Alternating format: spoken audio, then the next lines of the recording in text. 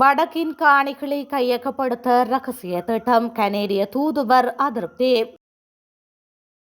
அரசாங்கம் அளித்துள்ள வாக்குறுதி பிள்ளையான் பிணையில் செல்லலாம்.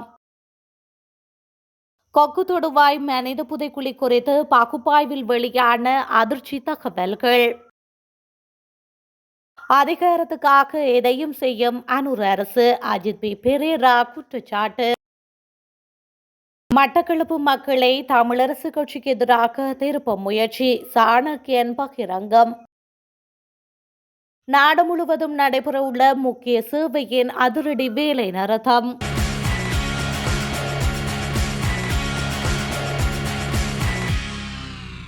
முல்லைத்தீவு கொக்கு தொடுவாய் மனித புதைக்குழி அகழ்வில் கண்டெடுக்கப்பட்ட 52 மனித இன்பு தொகுதிகளில் உயிரிழந்தவர்களில் பெரும்பாலானவர்கள் இளவயதினர் என்பது கண்டறியப்பட்டுள்ளது.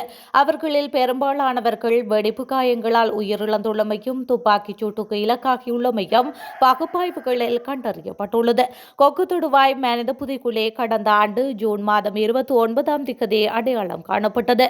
குழாய் நீர் பொருத்தும் நடவடிக்கைகளுக்காக மேற்கொள்ளப்பட்ட அகழ்வு பணிகளின் போது முல்லைத்தீவு கொக்கு தொடுவாய் பிரதான வீதியோரத்தில் இந்த மனித புதைக்குழி அடையாளம் காணப்பட்டது. அதன் தொடர்ச்சியாக அகழ்வு நடவடிக்கைகள் முன்னெடுக்கப்பட்டன. முல்லைத்தீவு நீதிமன்றம், முல்லைத்தீவு சட்ட மருத்துவ அதிகாரி கே வாசுதேவா மற்றும் யாழ்ப்பாணம் சட்ட மருத்துவ அதிகாரி சே பிரணவன் ஆகியோரின் கண்காணிப்பு மற்றும் பங்கு பெற்றுதல்களுடன் தொல்லியல் துறை பேராசிரியர் ராஜ் சோமதேவ தலைமையிலான குழுவினரால் மேற்கொள்ளப்பட்ட அகழ்வு நடவடிக்கையில் 52 மனித எண்பு தொகுதிகள் அங்கிருந்து மீட்கப்பட்டன. அத்துடன் ஆடைகள், துப்பாக்கி ரவைகள் உட்பட வேறு தடயப் பொருட்களும் மீட்கப்பட்டிருந்தன. மீட்கப்பட்ட எண்பு தொகுதிகளில் 31 பெண்களுடையவை என்றும் 21 ஆண்களுடையவை என்றும் கண்டறியப்பட்டது. இறந்தவர்களின் வயது எல்லை 12 முதல் 53 வரை உள்ளது. அதே நேரம் பெரும்பாலானவர்கள் 13 முதல் 30 வயதுடையவர்கள் என்று கணிக்கப்பட்டுள்ளது. 32 பேரின் உயிரிழப்புக்கு வெடிப்பு சம்பவம் அல்லது வெடிப்பு காயம் காரணமாக உள்ளது. துப்பாக்கி சூட்டு காயத்தால் 7 பேர் உயிரிழந்துள்ளனர். வெடிப்பு சம்பவம் மற்றும் துப்பாக்கி சூடு காரணமாக 12 பேர் உயிரிழந்தமையும் குறிப்பிடத்தக்கது. கிழக்கின் கொடூரமான மனித வேட்டைகளுக்கு காரணமானவர்கள் என பிள்ளையானும் இனிய பாரதியும் கைது செய்யப்பட்டு விசாரணை வலயத்திற்குள் வைக்கப்பட்டுள்ளனர். பிள்ளையானின் கைது விவகாரம் ஒரு பேசுபொருளாக தொடரும் நிலையில் இனிவரும் நாட்களில் பிள்ளையானுக்கான பிணை வாய்ப்புகளுக்கு சாத்தியம் இருப்பதாக நம்பப்படுகின்றது. பிள்ளையான் பயங்கரவாத தடை சட்டத்தின் கீழ் கைது செய்யப்பட்டு தடுத்து வைக்கப்பட்டுள்ள நிலையில் எதிர்வரும் செப்டம்பர் மாதம் பயங்கரவாத தடை சட்டம் நீக்கப்படும் என அரசு உறுதியளித்துள்ளது. அப்படி நீக்கப்பட்டால் அதன் பின் பிள்ளையான் பிணை கோர முடியும். அதே நேரம் பிள்ளையான் என்ற நபருக்காக தமிழ் மக்கள் நீண்ட காலமாக அனுபவித்து வரும் பயங்கரவாத தடை சட்டத்தை நீக்காமல் இருக்க முடியாது. கிட்டத்தட்ட இரண்டுமே தமிழ் மக்களுக்கு ஒரே அளவான வேதனைகளை தந்து நிற்கின்றன. எனவேதான் செப்டம்பர் மாதத்திற்கு முன்னர் பிள்ளையானுக்கான விசாரணைகள் நிறைவு செய்யப்பட்டு அவர் மீதான குற்றச்சாட்டு நிரூபிக்கப்பட வேண்டும் என தமிழ் மக்கள் கோருகின்றனர். உயிர்த்த ஞாயிறு தின தாக்குதல் சம்பவம் தொடர்பில் பிள்ளையான் முன்கூட்டியே அறிந்திருந்தார் என கூறும் தேசிய மக்கள் சக்தி அரசு கிழக்கில் ஆட்சியமைப்பதற்கு அவரின் உதவியையும் பெற்றுள்ளது என்று ஐக்கிய மக்கள் சக்தியின் நாடாளுமன்ற உறுப்பினர் அஜித் பி பெரேரா குற்றம் சாட்டியுள்ளார். கொழும்பில் நேற்று நடைபெற்ற ஊடக சந்திப்பின் போது அவர் இந்த குற்றச்சாட்டை முன்வைத்துள்ளார். அவர் மேலும் தெரிவிக்கையில், உயிர்த்த ஞாயிறு தின தாக்குதல் சம்பவம் தொடர்பில் பிள்ளையான் அனைத்து தகவல்களையும் அறிந்திருந்தார் என பொதுமக்கள் பாதுகாப்பு அமைச்சர் நாடாளுமன்றத்தில் நடைபெற்ற விவாதத்தின் போது தெரிவித்தார். பிள்ளையான் அவ்வாறு தகவல்களை அறிந்து வைத்திருந்தால் அது பாரதூரமான விடயம். தகவல்கள் தெரிந்தும் அவற்றை வெளிப்படுத்தவில்லை எனில் பயங்கரவாத தடை சட்டத்தின் கீழ் நடவடிக்கை எடுக்க முடியும். ஆனால் கிழக்கில் ஆட்சியமைப்பதற்கு பிள்ளையானுடனும் என்பிபி காரர்கள் பேச்சு நடாத்தினார்கள்.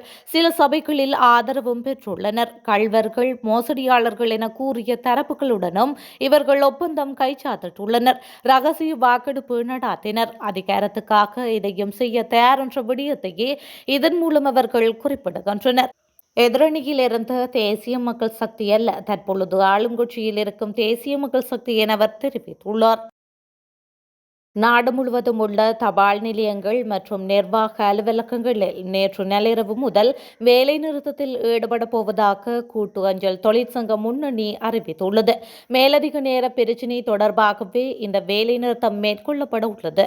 அத்துடன் 2016 முதல் அஞ்சல் சேவையில் முறையான ஆட்சேர்ப்பு நடைமுறைகளை மேற்கொள்ள தவறியதற்காக எதிர்ப்பு தெரிவித்து தொழிற்சங்க நடவடிக்கை எடுக்கப்படுவதாக தொழிற்சங்க பிரதிநிதிகள் தெரிவித்துள்ளனர். குறிப்பாக மேலதிக நேர பணிகள் தேவைப்படும் அஞ்சல் சேவைகள் வேலைநிறுத்தத்தால் பாதிக்கப்படும் என்று தொழிற்சங்கம் எச்சரித்துள்ளது.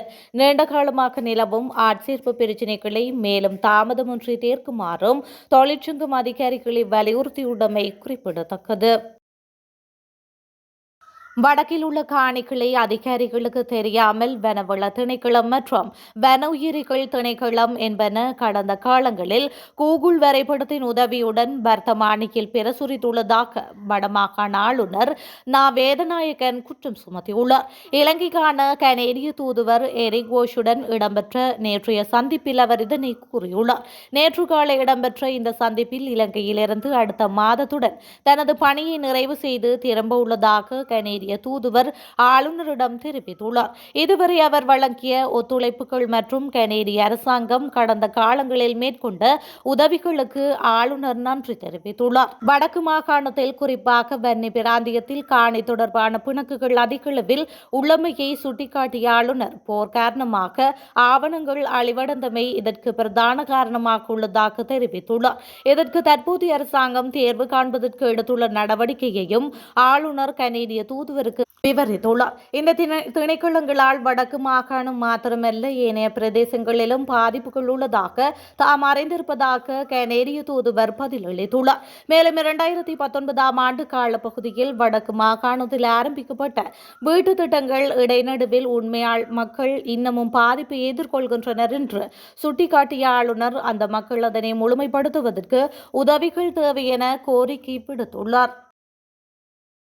3 இடங்களை மட்டுமே வைத்திருந்த போதிலும் ஐக்கிய மக்கள் சக்தியின் ஆதரவுடன் பேருவளை நகர சபையின் தலைவர் பதவியை தேசிய மக்கள் சக்தி பெற்றுள்ளது.